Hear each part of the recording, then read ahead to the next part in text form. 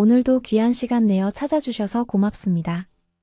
바쁜 일상에 지친 마음 잠시 내려놓으시고 세월을 건너온 이야기에 귀 기울여 보세요. 지금 시작합니다. 아니, 양반댁 아씨가 이것도 못 읽으신단 말이오? 해령의 얼굴이 화끈 달아오릅니다. 장터 상인이 내민 종이에는 글이 쓰여 있지만 해령에겐 그저 까만 지렁이들처럼 보일 뿐이었죠. 저는 해령은 입술을 깨물었습니다. 주변 사람들의 시선이 따갑게 느껴집니다. 장터 한가운데였어요. 사람들이 하나둘 모여들기 시작했습니다. 저 아씨, 글을 모르나 보네. 양반집 딸이 글을 모른다니 참 딱하네 그려. 수군거리는 소리가 귓가에 맴돕니다. 해령은 고개를 푹 숙였어요. 아이고, 제가 정신이 없어서. 그냥 주세요. 이거 살게요. 해령은 얼른 돈을 내밀고 무명을 받아들었습니다. 상인은 피식 웃으며 돈을 받아 챙겼죠. 해령은 서둘러 그곳을 벗어났어요. 뒤에서 웃음소리가 들려오는 것만 같았습니다. 북촌 골목으로 돌아오는 발걸음이 무거웠습니다. 해령은 20살이 되었지만 아직 혼처가 정해지지 않았어요. 중인 집안의 딸로 태어났으니 신분이 낮은 것도 아닌데 그를 모른다는 이유로 중매가 들어와도 번번이 깨지곤 했습니다. 글도 모르는 계집을 어찌 며느리로 맡겠소? 중매쟁이 아주머니가 전해준 말이 아직도 가슴에 박혀 있습니다. 해령의 아버지는 한양에서 종이를 만들어 관가에 납품하는 일을 하는 중인이었어요. 집안 형편이 나쁜 것도 아니었습니다. 오빠 둘은 모두 글방에 다니며 천자문을 떼고 사서 삼경을 배웠죠. 하지만 해령은 달랐습니다. 여자에게 글은 필요 없다. 시집 잘 가는 게 제일이지. 너가 배워야 할 것은 살림이다. 아버지의 한마디가 해령의 운명을 정해버렸습니다. 해령이 7살 때였어요. 오빠들이 글방에 가는 날 해령도 졸라댔습니다. 아버지, 저도 글을 배우고 싶어요. 내가 무슨 글을 배워? 오라버니 뒷바라지나 잘하거라. 아버지는 단호했습니다. 어머니도 아무 말 없이 고개만 숙이고 계셨죠. 그날 해령은 한참을 울었어요. 하지만 소용없었습니다. 오빠들은 글방에서 글을 배우는 동안 해령은 어머니를 따라 장터에 나가고 부엌길을 거들었습니다. 처음엔 속상했어요. 왜 나만 글을 배우지 못할까? 왜 여자로 태어났다는 이유만으로 이렇게 달라져야 할까 생각했습니다. 해령은 자신도 누구보다 잘할 수 있다고 믿었거든요. 하지만 세월이 흐르면서 해령은 체념했어요. 이게 내 운명이라고 받아들였습니다. 대신 해령은 장터를 돌아다니며 다른 것들을 배웠습니다. 어느 집 쌀이 좋은지, 어느 상인이 정직한지, 장터 사람들의 얼굴과 이름을 하나하나 익혀갔죠. 어머니 심부름으로 이 골목 저 골목을 다니며 한양 북촌 구석구석을 눈에 담았습니다. 하지만 그게 뭐가 대수였을까요? 글 한자 못 읽는 처녀는 어디 가서도 인정받지 못했습니다.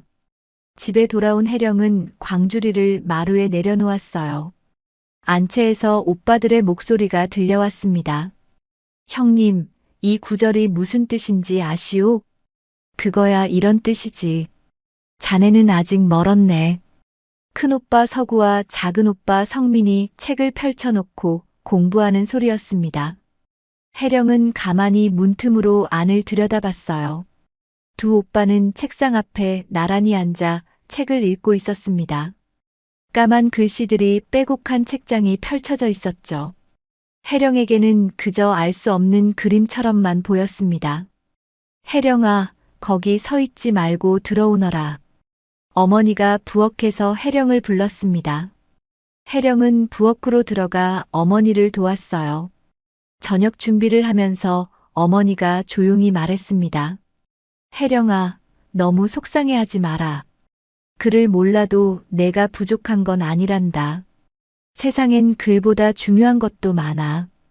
어머니의 말이 위로가 되었지만 혜령의 마음 한편은 여전히 무거웠습니다. 과연 그럴까요? 글보다 중요한 게 뭐가 있을까요? 저녁상을 차리며 혜령은 생각했습니다. 오빠들은 글을 읽고 쓸 줄 알아서 세상이 넓게 보인다고 했죠. 하지만 혜령은 글을 모르니 세상이 좁게만 느껴졌어요. 혜령아, 내일은 시장에 가서 명주실 좀 사오너라. 네, 어머니. 혜령은 대답했습니다.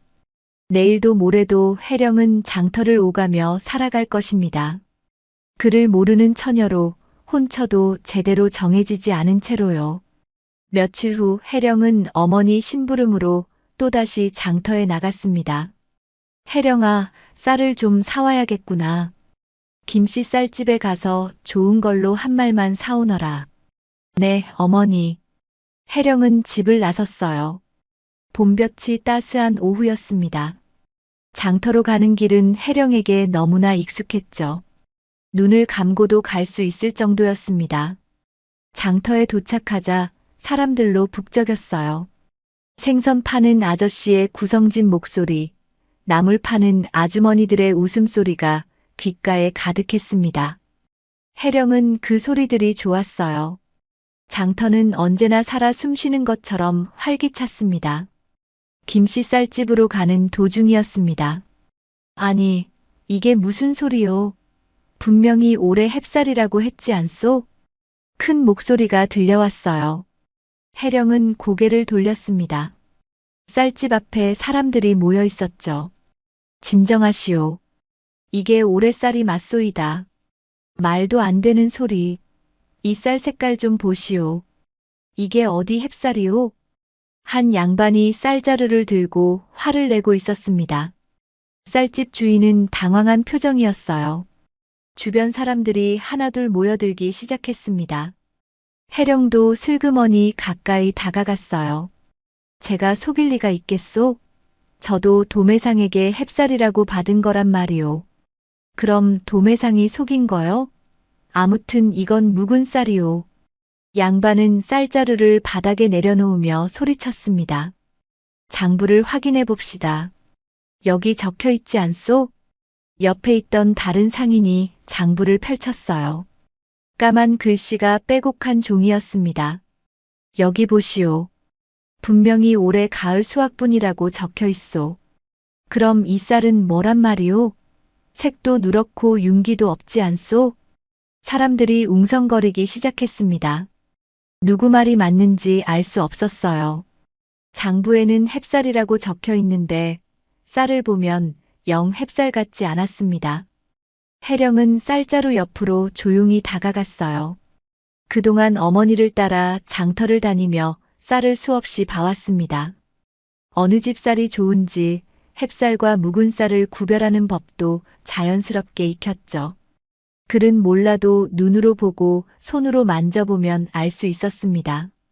혜령은 쌀자루에 손을 넣어 쌀알을 한 줌 집어 올렸어요. 햇빛에 비춰보니 색깔이 고르지 않았습니다.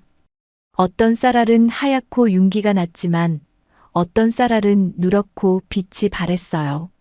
코를 가까이 대고 냄새를 맡아봤습니다. 묵은 내가 살짝 났죠. 하지만 햅쌀 특유의 고소한 냄새도 섞여 있었어요. 혜령은 쌀알 몇 개를 입에 넣고 깨물어 봤습니다. 단단한 것도 있고 쉽게 부서지는 것도 있었어요. 저기, 혜령이 조심스럽게 말했습니다. 사람들의 시선이 혜령에게 쏠렸어요. 이 쌀은요, 작년 가을 쌀에 올해 쌀을 섞은 것 같아요. 뭐라고? 쌀집 주인이 놀란 표정으로 혜령을 쳐다봤습니다. 색깔도 고르지 않고요. 냄새도 묵은 내와 햅쌀 냄새가 섞여 있어요.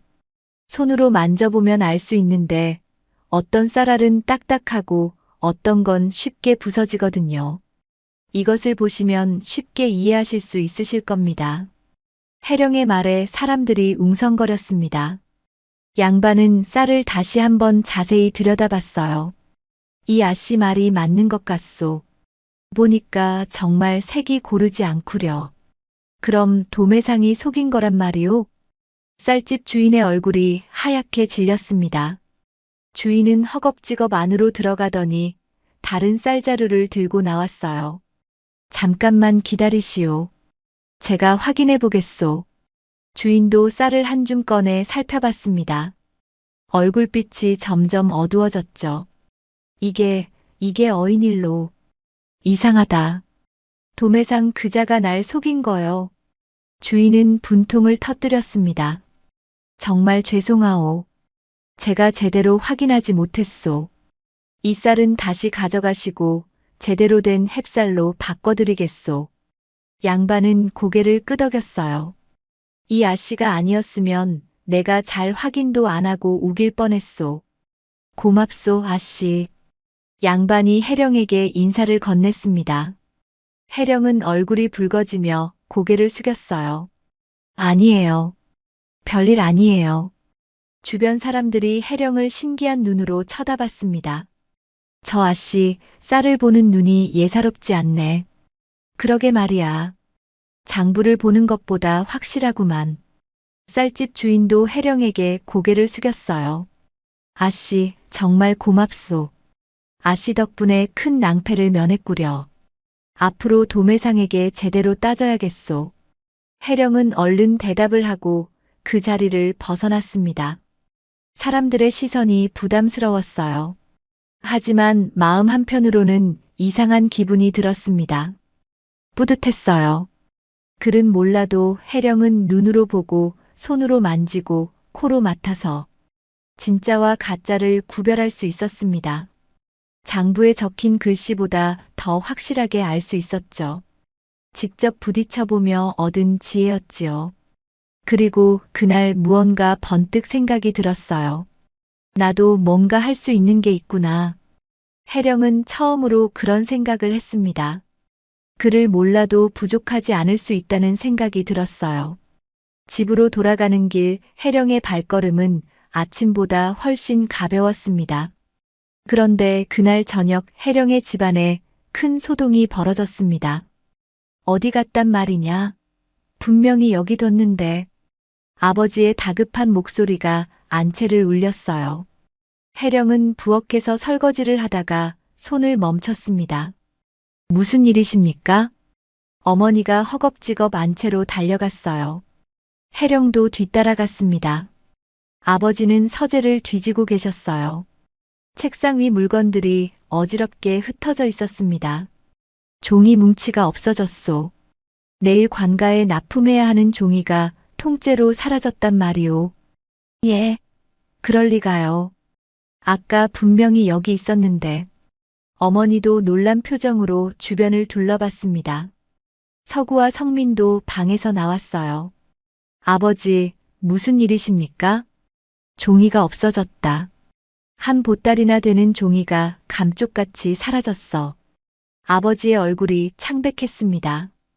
그 종이는 한 달 동안 정성껏 만든 것이었어요. 관가에 납품하기로 약속한 물건이었죠. 혹시 하인들이 치운 건 아닙니까? 서구가 물었습니다. 내가 벌써 물어봤어. 아무도 손댄 적 없다고 하더구나. 이상한 일이었어요. 종이 한 보따리가 그냥 사라질 리 없었습니다. 집안을 다시 뒤져보시지요. 어딘가에 있을 겁니다. 어머니와 식구들은 집안 구석구석을 뒤졌어요. 하지만 종이는 어디에도 없었습니다. 밤이 깊어가도록 종이는 나타나지 않았어요. 아버지는 한숨만 쉬셨습니다. 내일까지 납품을 못하면 큰일이네. 관가와의 약속을 어기면 앞으로 일을 맡기지 않을 텐데. 집안 분위기가 무겁게 가라앉았습니다. 다음 날 아침 더 큰 소식이 들려왔어요. 댁에서도 물건이 없어지셨다고요? 이웃집 김진사댁 마님이 급히 찾아왔습니다. 얼굴이 상기되어 있었어요. 우리 집 비단이 사라졌어요. 그것도 바다 건너 들여온 귀한 비단인데.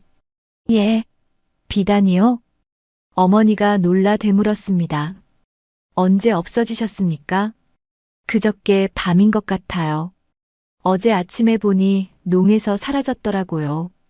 김진사댁 마님의 말에 혜령의 아버지는 눈썹을 찌푸렸어요.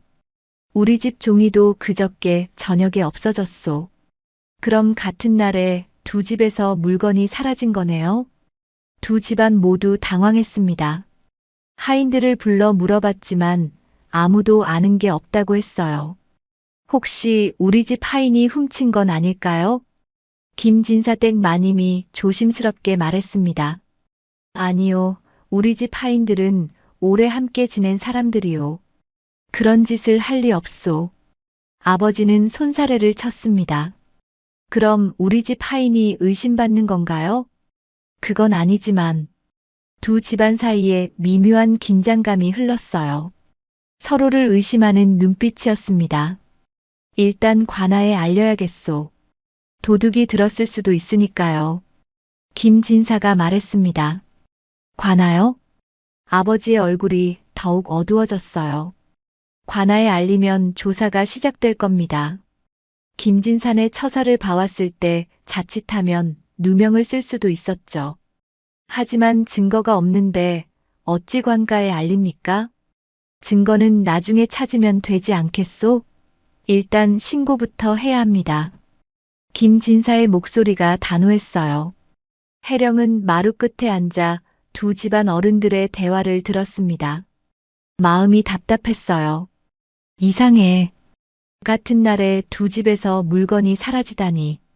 뭔가 석연치 않았습니다. 우연치고는 너무 비슷했어요. 며칠 뒤 소문이 마을에 퍼졌습니다. 혜령이네 집안 하인이 훔쳤대. 아니야, 김진사댁 종이 수상하다던데.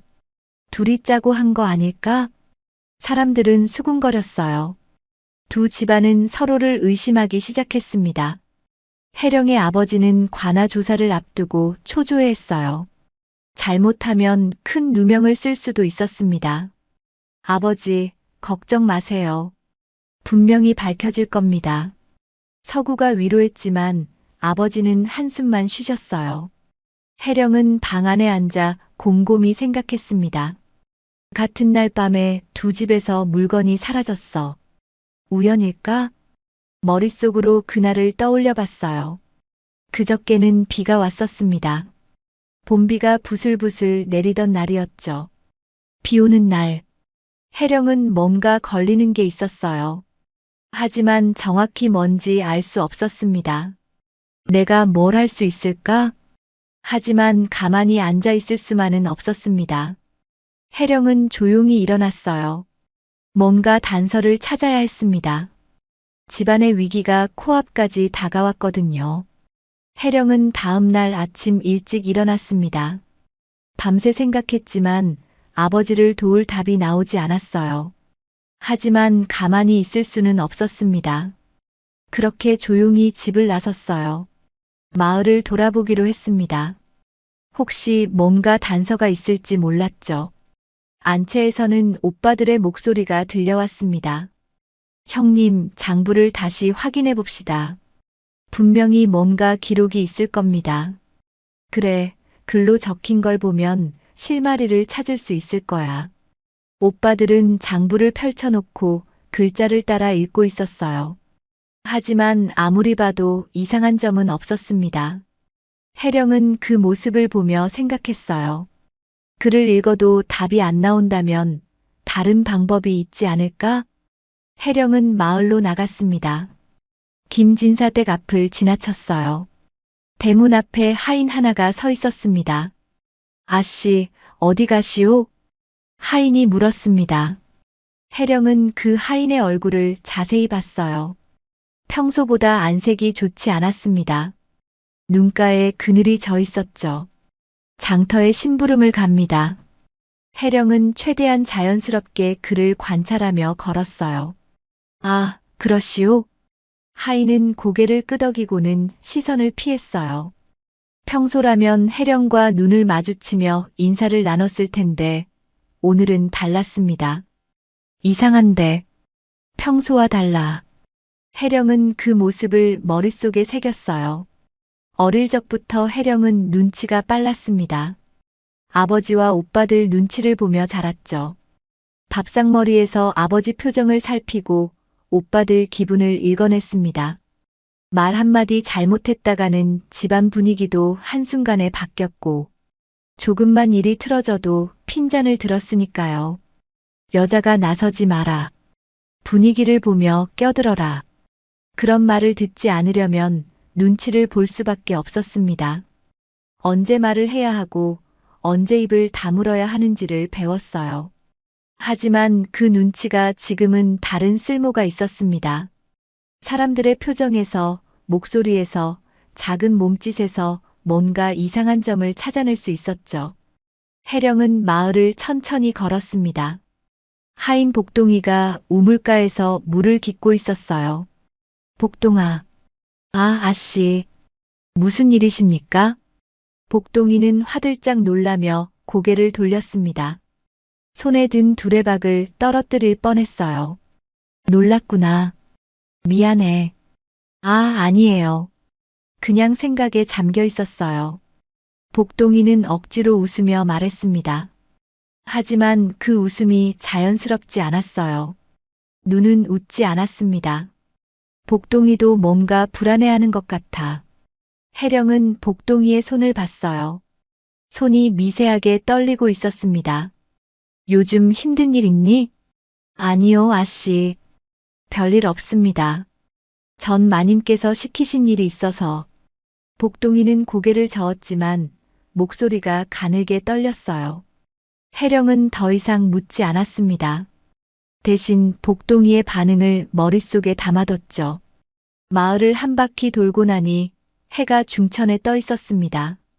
혜령은 집으로 돌아왔어요. 안채에서는 여전히 오빠들이 장부를 들여다보고 있었습니다. 형님, 아무리 봐도 이상한 점이 없습니다. 그러게 말이야.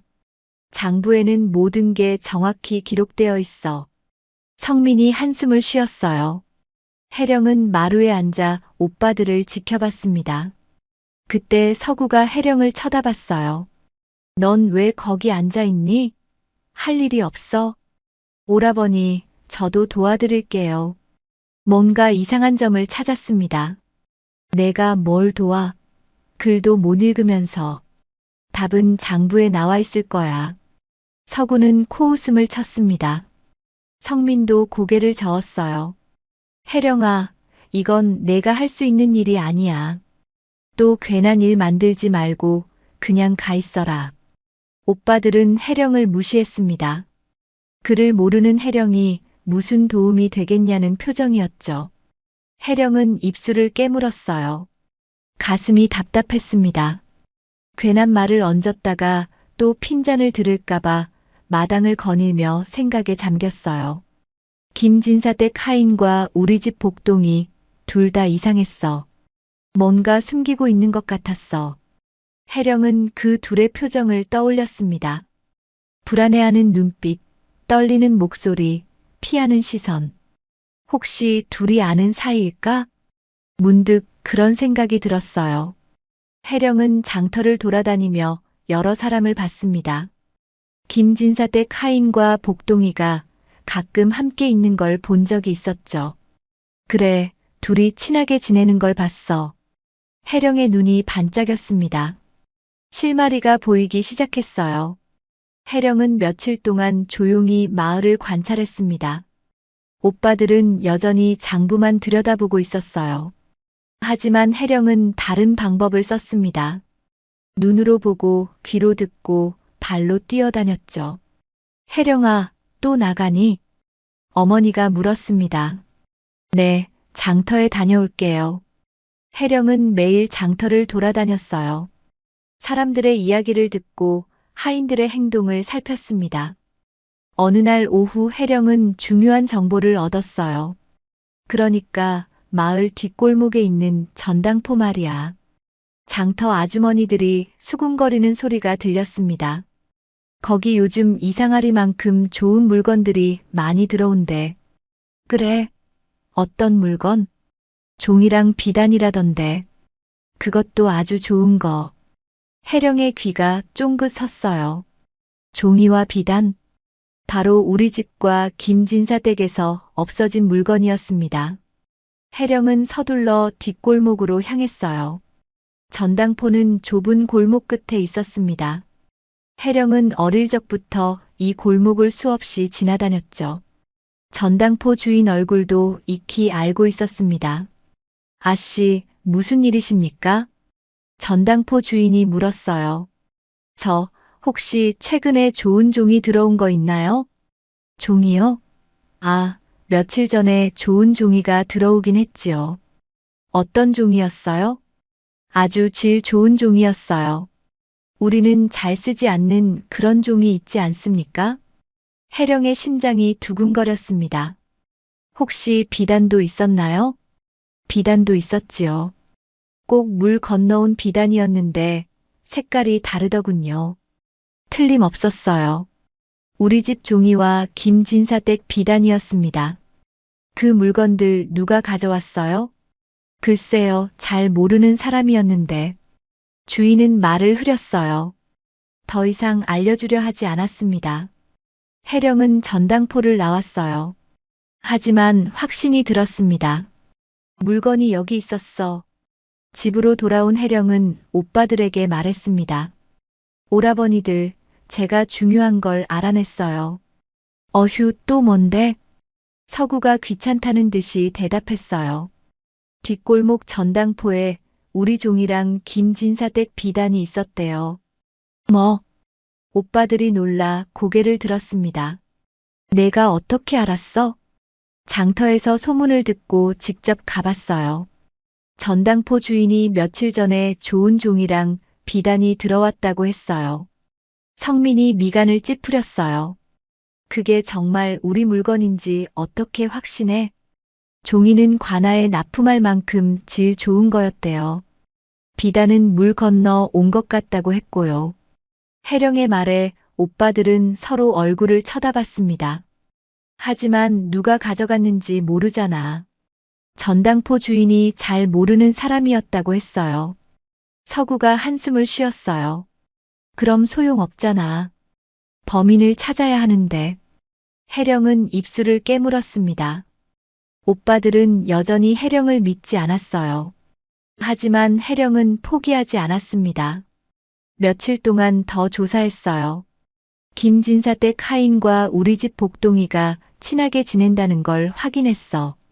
그리고 물건이 사라진 날은 비 오는 날이었지. 혜령은 머릿속으로 마을 지도를 그렸습니다. 우리 집에서 전당포까지 가는 길, 김진사댁에서 전당포까지 가는 길. 어릴 적부터 제 집 앞마당처럼 돌아다닌 동네였어요. 골목 하나하나, 집 하나하나가 머릿속에 선명했습니다. 비 오는 날 밤이면 사람들이 잘 안 다니는 골목이 있어. 그 골목을 지나면 사람들 눈을 피해 전당포로 갈 수 있지. 혜령은 그 골목을 떠올렸어요. 좁고 으스스한 골목이었습니다. 평소엔 사람들이 잘 다니지 않았죠. 그 골목으로 물건을 옮겼을 거야. 혜령의 추리가 점점 구체화되었습니다. 복동이와 김진사댁 하인, 둘이 짜고 한 거야. 비 오는 날 밤을 노려서 물건을 훔쳐 전당포에 팔았어. 모든 게 맞아떨어졌어요. 혜령은 마을 사람들에게 물어봤습니다. 아주머니, 혹시 그저께 밤에 뒷골목에서 누구 보셨어요? 글쎄, 비가 와서 밖에 안 나갔는데. 혹시라도 본 사람 있으면 알려주세요. 혜령은 이 집 저 집을 돌아다니며 물었어요. 그러던 중 한 아주머니가 말했습니다. 아, 그날 밤에 웬 남정네 둘이 뭔가 가득 이고지고 가는 걸 봤어. 비가 와서 꽁꽁 싸매고 황급히 가더라고. 어디로 갔는지 보셨어요? 뒷골목 쪽인데. 잘 보지는 못했네. 혜령의 눈이 반짝였습니다. 증거를 찾았어요. 마을 사람들이 혜령의 물음에 하나둘 답하기 시작했습니다. 근데 이 아씨, 우리 동네를 거의 머릿속에 지도처럼 품고 다니네. 그러게 말이야. 어디서 누가 뭘 했는지, 어느 길로 갔는지 그림이 그려질 정도네. 사람들은 감탄했습니다. 혜령은 어려서부터 매일 밖을 돌아다니며 동네를 익혔던 것이 이제 빛을 발했어요.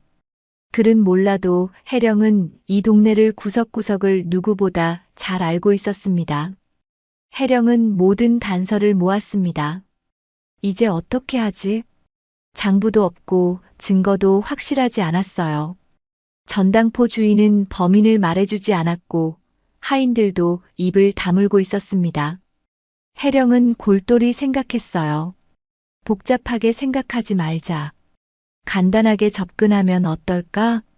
혜령은 끊임없이 상상하고 되뇌어 봤어요. 그때 문득 며칠 전 장터에서 있었던 일이 떠올랐습니다. 쌀 사건 말이에요. 복잡한 장부보다 혜령의 눈과 코가 진실을 찾아냈었죠. 그래, 단순하게 생각하자. 혜령은 결심했습니다. 다음 날 오후 혜령은 전당포 앞으로 갔어요. 사람들이 오가는 시간이었습니다. 혜령은 큰 목소리로 말했습니다. 저희 집에서 잃어버린 종이를 찾고 있어요. 관가에 납품할 아주 좋은 종이인데 혹시 보신 분 계신가요? 정면 돌파를 해보기로 한 겁니다. 지나가던 사람들이 고개를 돌렸어요. 전당포 주인도 밖으로 나왔습니다. 아씨, 무슨 일이십니까? 저희 집 종이가 없어졌거든요. 혹시 여기 들어온 적 없나요? 혜령의 목소리는 자연스러웠지만 눈은 전당포 주인의 반응을 예리하게 관찰하고 있었어요. 주인의 얼굴이 살짝 굳었습니다. 눈동자가 흔들렸어요. 그건. 아, 맞다. 며칠 전에 그 하인 둘이 여기 들어가는 걸 봤어. 지나가던 한 아저씨가 소리쳤습니다. 어느 하인이요? 그 누구냐? 김진사댁 하인이랑 혜령이네 집 하인 말이야. 둘이 친하잖아. 주변 사람들이 웅성거리기 시작했어요. 그러고 보니 생각났네. 비 오는 날 밤. 맞지? 맞아. 둘이 급하게 가더라. 증언이 하나둘 나오기 시작했습니다. 혜령은 침착하게 물었어요. 그럼 그 하인들이 우리 물건을 가져온 거네요? 전당포 주인의 얼굴이 새하얘졌습니다. 아니, 그건. 사실대로 말씀해 주세요. 저희 집이 큰 누명을 쓸 뻔했습니다. 사건이 더 커지기 전에 바로 잡아야지요. 혜령의 목소리는 부드러웠지만 단호했습니다. 결국 전당포 주인이 입을 열었어요. 그 하인 둘이 가져온 게 맞습니다. 저도 훔친 물건인 줄 몰랐습니다. 정말이에요. 그럼 지금 그 물건은 어디 있나요? 아직 팔지 않아서 안에 있습니다. 혜령은 즉시 아버지한테 달려갔어요. 이게 대개 종이가 맞습니까? 네, 맞습니다. 혜령의 아버지가 종이를 보고 외쳤어요. 이 비단도 우리 집 물건이에요. 김진사댁도 확인했습니다. 곧 관아에서도 사람을 보내 복동이와 김진사댁 하인을 잡아왔어요. 둘은 결국 자백했습니다. 죄송합니다. 대감마님 정말 죄송합니다. 급전이 필요해서 그랬습니다. 둘이 짜고 한 겁니까? 네. 둘이 친하게 지내다가 서로의 집에 무엇이 있나 이야기하다. 이런 생각까지 하게 됐습니다. 모든 진실이 밝혀졌어요. 혜령은 그제서야 한숨을 돌렸습니다. 복잡한 장부도 어려운 추리도 필요 없었어요. 그저 사람들 앞에서 공개적으로 물어보는 가장 단순한 방법이 답을 찾아준 것입니다. 마을 사람들이 혜령을 칭찬했어요. 이 아씨 당돌하네 아주. 덕분에 진실이 밝혀졌네. 복잡하게 생각할 것 없이 단순하게 접근하니 답이 나왔구먼. 혜령은 깨달았습니다. 때로는 한 발짝 떨어져 단순하게 보면 세상의 진리가 답을 준다는 것을요. 복잡한 글자와 장부보다 사람들의 눈과 입이 더 확실한 증거가 될 수 있었습니다. 두 집안의 물건이 돌아왔습니다. 김진사는 혜령의 집을 찾아왔어요. 얼굴에 미안한 기색이 가득했습니다. 정말 죄송하오. 의심한 것을 용서해 주시오. 아니요, 저희도 마찬가지였소. 서로 오해가 있었지요. 아버지는 김진사와 손을 맞잡았습니다. 두 집안 사이에 오해가 풀렸어요. 모두 혜령 아씨 덕분이요. 김진사가 혜령을 돌아봤습니다. 글은 몰라도 세상을 읽는 눈과 눈치는 누구보다 밝소. 정말 대단하오. 혜령은 얼굴이 붉어졌어요. 아니에요. 제가 한 건 별것 아닙니다. 아니요. 우리 모두 장부만 들여다보고 있을 때 아씨는 밖으로 나가 사람들을 만났소. 그게 정답이었소. 마을 사람들도 혜령을 다시 보게 되었습니다. 저 아씨, 글은 못 읽어도 눈썰미가 대단해. 사람을 읽는 능력이 있어. 집안으로 돌아온 혜령에게 아버지가 다가왔어요. 혜령아. 네, 아버지. 미안하구나. 아버지의 목소리가 떨렸습니다. 내가 글을 배우지 못한 건 내 고집 때문이었어. 여자에겐 글이 필요 없다고 생각했지. 아버지는 혜령의 손을 잡았어요. 하지만 내가 글을 몰라도 이렇게 훌륭하게 문제를 풀다니. 꼭 글이 답은 아니구나. 아버지가 틀렸어. 혜령의 눈시울이 붉어졌습니다. 아버지가 처음으로 자신을 인정해주는 순간이었어요. 서구와 성민도 다가왔습니다. 서구는 고개를 숙였어요. 도와주겠다고 했을 때 무시한 거 미안하구나. 밖에 답이 있었는데 우린 집에서만 찾으려 했구나. 성민도 혜령을 인정했습니다. 혜령은 조용히 말했습니다. 오라버니들은 글을 읽을 수 있고 저는 사람들을 볼 수 있어요. 사람마다 타고난 재능이 다른 거겠죠.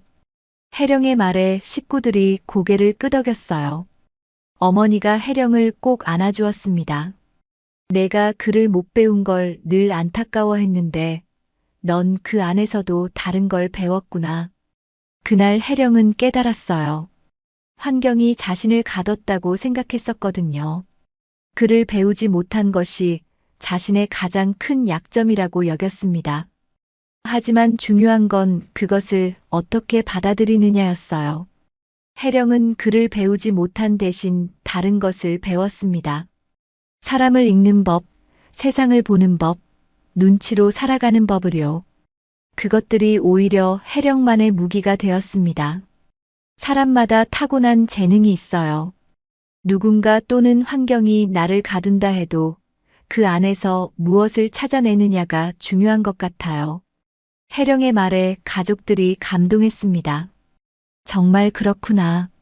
언제 이렇게 지혜롭게 컸을까? 아버지는 혜령의 머리를 쓰다듬었어요. 그날 저녁 집안은 오랜만에 웃음으로 가득했습니다. 위기가 지나가고 가족이 하나가 된 느낌이었어요. 혜령은 마당에 나와 하늘을 올려다봤습니다. 별이 총총히 빛나고 있었어요. 나도 할 수 있는 게 있구나. 그렇게 혜령은 처음으로 세상에 대한 자신감이 생겼죠. 그로부터 한 달쯤 지났을 때였습니다. 김진사 댁에서 사람이 찾아왔어요. 혜령 아씨를 뵙고 싶다는 분이 계십니다. 하인이 전했습니다. 혜령은 어머니와 함께 김진사 댁으로 갔어요. 사랑채에는 젊은 선비가 앉아 있었습니다. 단정한 옷차림에 온화한 인상이었어요. 아씨, 이쪽은 제 조카 태준이요. 김진사가 소개했습니다. 안녕하십니까, 아씨. 태준은 공손하게 인사했어요. 혜령도 얼굴을 붉히며 인사를 받았습니다. 이번 일로 아씨의 지혜를 익히 들었소. 태준이 말을 이었어요. 글은 몰라도 세상을 읽는 눈이 밝다고 들었습니다. 아니에요. 저는 그저 아씨의 능력은 배움에서 나온 게 아니라 삶에서 나온 것이라 생각합니다. 태준의 말에 혜령은 고개를 들었어요. 글은 배우면 됩니다. 하지만 사람을 읽는 마음과 순수한 지혜는 타고나는 것이지요. 태준은 진심 어린 눈빛으로 혜령을 바라봤습니다. 제가 아씨와 진지하게 만남을 가지고 싶어 이런 자리를 염치 없이 부탁드렸습니다. 혜령은 깜짝 놀랐어요. 어머니도 놀란 표정이었습니다. 저는 글도 모르는데. 다른 더 좋은 배필이 있으실 겁니다. 그게 무슨 상관이겠습니까? 아 씨에겐 더 귀한 것이 있습니다. 태주는 부드럽게 웃었어요. 글은 제가 가르쳐 드리겠습니다. 대신 아 씨의 지혜를 제게 알려주시지요. 혜령의 가슴이 뛰었습니다. 자신을 있는 그대로 받아들여주는 사람을 처음 만났어요. 저 정말 괜찮겠습니까? 물론입니다. 아 씨와 함께 세상을 배워보고 싶습니다. 그렇게 두 사람의 만남의 횟수는 점차 늘어났고 자연스럽게 두 집안은 혼인을 약속했습니다. 몇 달 후 혜령은 태준과 혼례를 올렸어요. 일이 일사천리로 진행됐죠. 김진사댁 사랑채에서 조촐하게 치러진 혼례였습니다. 혼인 후 혜령의 삶은 정말 새로워졌어요. 태주는 약속대로 혜령에게 글을 가르쳐 주었습니다. 자, 부인 이렇게 따라 써보십시오. 혜령은 천천히 따라 썼어요. 처음엔 서툴렀지만 점점 익숙해졌습니다. 잘하고 있어요, 부인. 태주는 격려해 주었어요. 혜령은 매일 글을 배웠습니다. 천자문부터 시작해 조금씩 글자를 익혀갔어요. 20살이 넘어 시작한 공부였지만 혜령은 포기하지 않았습니다. 서방님, 이 글자는 뭐예요? 그건 지혜 지자입니다. 지혜. 혜령은 그 글자를 유심히 들여다봤어요. 자신에게 없다고 생각했던 것이 사실은 있었다는 걸 이제는 알았습니다. 글을 배우면서도 혜령은 자신의 능력을 잃지 않았어요. 마을 안악들이 다툼이 생기면 혜령을 찾아왔습니다. 혜령 아씨, 저희 좀 도와주세요. 어떤 게 맞는 것 같으십니까? 무슨 일이세요? 이웃과 땅 경계 때문에 다투고 있어요. 혜령은 현장에 가서 직접 살펴봤어요. 글로 적힌 문서보다 땅의 상태를 보고 판단했습니다. 여기 보세요. 이 돌담이 원래 경계였을 거예요. 어떻게 아세요? 돌담의 이끼를 보면 오래된 걸 알 수 있어요. 그리고 이 나무 뿌리가 경계를 알려주고 있어요. 그리고 가장 중요한 문서가 남아있을 텐데. 혜령의 말에 안악들은 고개를 끄덕였습니다. 다른 분쟁도 찾아왔죠. 혜령 아씨, 장터에서 속았는지 확인해 주세요. 이 배가 진짜 무명인지 알고 싶어요. 혜령은 하나하나 살펴보며 답을 찾아줬습니다. 태준도 옆에서 함께 도왔어요. 법률적인 문제는 태준이, 실제 물건이나 사람의 진심은 혜령이 판단했습니다. 어느 날 저녁 태준이 말했습니다. 부인, 이 사례들을 기록으로 남기면 어떨까요? 기록이요? 네. 부인이 풀어낸 일들을 글로 적어두는 겁니다. 다른 사람들에게도 도움이 될 거예요. 혜령은 눈이 반짝였어요. 그럴 수 있을까요? 물론입니다. 제가 부인의 이야기를 듣고 글로 옮기겠습니다. 그날부터 두 사람은 매일 저녁 함께 앉았어요. 혜령이 경험한 일들을 이야기하면 태준이 붓을 들어 적어 내려갔습니다. 쌀을 구별하는 법은 이렇게 하면 돼요. 색깔을 보고 냄새를 맡고 손으로 만져보는 거죠. 좋습니다. 이렇게 적어볼게요. 태준은 혜령의 말을 하나하나 정성껏 기록했어요. 몇 년이 흘렀습니다. 두 사람은 마을에서 신뢰받는 부부가 되었어요. 크고 작은 다툼이 생기면 혜령과 태준을 찾았습니다. 혜령은 현장을 살피고 태준은 법과 도리를 설명했죠. 둘이 합쳐 해결하지 못할 일이 없었습니다. 북촌의 지혜로운 부부라고 소문이 자자하던데요. 다른 마을에서도 사람들이 찾아왔어요. 그리고 마침내 태준과 혜령이 함께 만든 책이 완성되었습니다. 제목은 생활 속 진실 찾기였어요. 물건 감별법, 거짓말 구별법, 분쟁 해결 사례가 담겨 있었습니다. 서방님, 정말 책이 다 됐네요. 혜령은 완성된 책을 만져보며 감격했어요. 부인의 지혜가 이렇게 많은 사람에게 전해질 겁니다. 제 이름은 넣지 않아도 돼요. 서방님 이름으로 내세요. 아니요, 부인. 이건 부인의 경험이고 지혜입니다. 제 이름만 넣을 순 없어요. 태주는 책 첫 장에 이렇게 적었습니다. 이 책의 지혜는 내 아내 혜령에게서 나왔다. 그를 몰랐지만 세상을 읽는 눈을 가진 사람이다. 책은 천천히 한양 곳곳으로 퍼져나갔습니다. 평민들에게 큰 도움이 되었어요. 세월이 흐르고 마을 사람들은 혜령을 이렇게 기억하게 되었습니다. 그를 모른다고 부족한 사람이 아니야. 세상을 따뜻하게 보는 눈과 사람을 이해하는 마음이 진짜 배움이지. 혜령의 이야기는 마을에 오래도록 전해졌습니다. 까막눈 아씨가 풀어낸 집안의 수수께끼. 그것은 단순히 도둑을 잡은 이야기가 아니었어요. 환경이 자신을 가두더라도 그 안에서 무엇을 찾아내느냐가 중요하다는 교훈을 담은 이야기였습니다. 우리는 때때로 자신이 가지지 못한 것만 바라보며 살아갑니다. 남들은 가진 것, 나는 없는 것만 눈에 들어오죠. 혜령도 그랬어요. 오빠들은 글을 읽는데 자신은 글자 하나 모른다는 사실에 작아졌습니다. 하지만 혜령에게는 다른 능력이 있었어요. 어릴 적부터 눈치를 보며 살았던 그 경험이 사람을 읽고 세상을 보는 탁월한 눈으로 자라났습니다. 약점이라 여겼던 것이 가장 큰 강점이 된 거죠. 여러분은 지금 어떤 환경에 갇혀 있나요?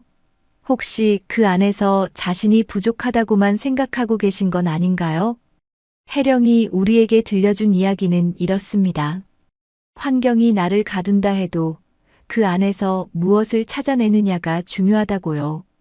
사람마다 타고난 재능이 다르고 그것을 발견하고 키워나가는 것이 진짜 배움이라고 말입니다.